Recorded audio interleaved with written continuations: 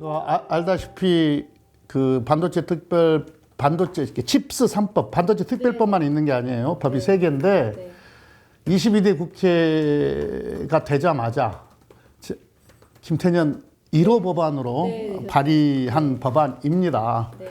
그때 이 법안을 발의할 때 각계의 의견을 다 수렴했어요. 개별 기업의 의견도 수렴했고 협회의 의견도 수렴했고 학계에서 연구해 놓은 결과문들도 참고했고 심지어 특구가 있는 지방정부의 의견까지 다 수렴해서 그렇게 해서 그걸 총망라해서 가급적이면 반영하는 선에서 법안을 만든 겁니다. 그럼 핵심은 뭐냐? 많이 있는데 지금 반도체 특별법에는 핵심적인 내용은 인프라예요.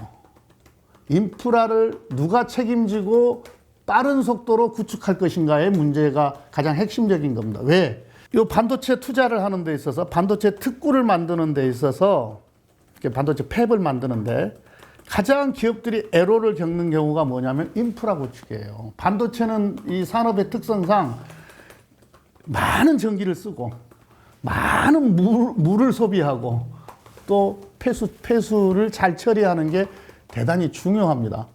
그래서 이런 걸 다 하려면 돈이 많이 들어가는 산업이죠. 투자비가 많이 들어가는 산업이죠. 그런데 비용도 비용이고요. 전기도 끌어와야 되고 물도 끌어와야 되잖아요. 그러니까 이 민원 갈등이 있어요. 이걸 개별 기업 차원에서 어떻게 해결을 해요? 그래서 이 인프라 구축과 관련해서는 정부가 책임지자, 국가가 책임을 지자. 그리고 그래서 그러니까 뭡니까 기금 같은 거 만들어서 갈등도 해소하고 하면서 비용도 국가가 대서 다 구축해주고 기업한테는 사용료를 받으면 되잖아. 해외가 다 그렇게 해요. 근데 지금은 그냥 다 기업한테 다 책임을 맡기니까 속도가 안 나잖아요. 그래서 용인의 그 하이닉스 반도체 클러스터 그거 제가 정책위 의장할 때 결정한 건데 2년 늦어졌어요. 이 인프라 문제 때문에. 이게 훨씬 중요한 문제입니다. 그 다음에 이제 또 하나가 그 투자세액 공제 더 반도체만 따로 떼내서 한 10%씩 상향 조정하는 건데 지금 이제 국가 첨단 전략 산업은 대기업 15%, 중소기업 25% 이렇게 되어 있거든요. 요거를 이제 반도체 한해서는 반도체는 워낙 중요한 국가 안보 산업이기 때문에 10%씩 상향 조정하는 법안을 낸 거고요. 조사제한 특례법이죠. 그 다음에 이제 반도체는 아까 말씀드렸듯이 돈이 많이 들어가는 산업이에요. 투자비가 많이 들어가요. 그게 공정 단계뿐만이 아니라 제조 단계뿐만이 아니라 그 앞에 단 팹리스도 그렇고 뒷단 패키지 단계도 그렇고 이게 고루 발전해야 반도체와 관련한 생태계가 구축이 되는 거고 그 다음에 그래야 이제 우리가 반도체 경쟁력이 더 강화가 되는 건데 당연히 뭐 R&D 비용이 그렇고 투자비도 그렇고 많이 들어가요. 그래서 정책금융을 만드는 건 대단히 중요합니다. 정책금융이라고 하는 것은 저리잖아요. 저리. 시중금리보다 낮은 금리.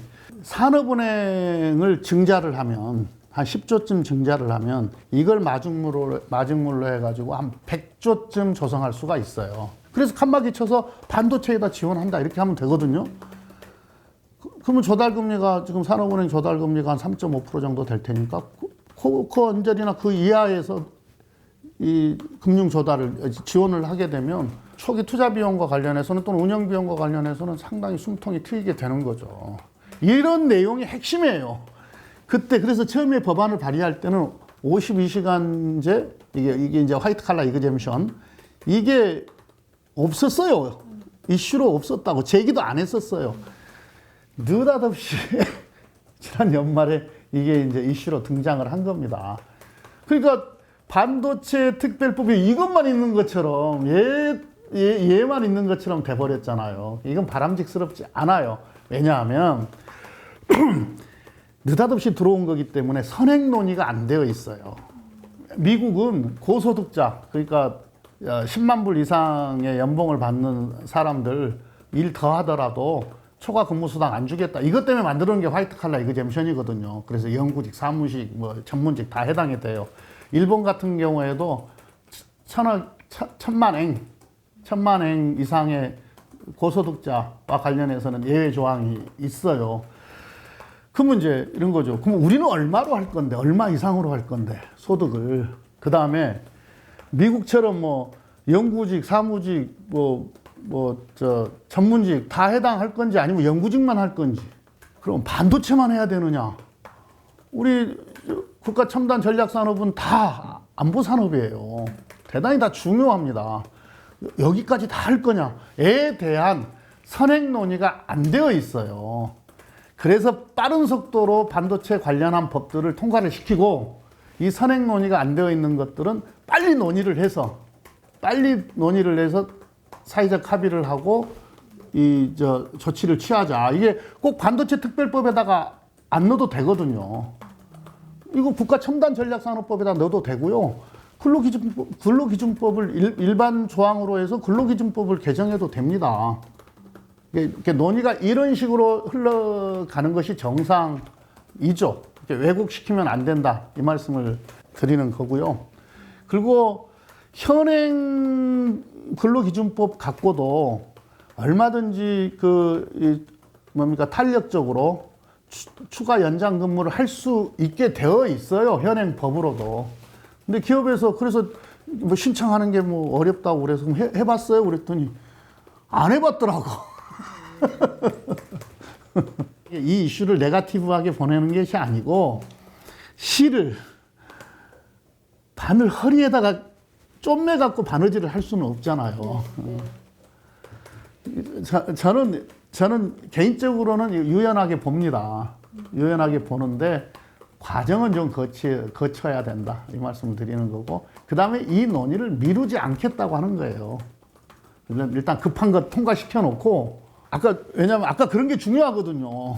아까 설명드린 그게 중요한 거기 때문에 우선 통과시켜서 빨리빨리 그걸 실행하고, 그리고 이 논의 늦지 않게 논의해서 결론 내겠다고 하는 거예요.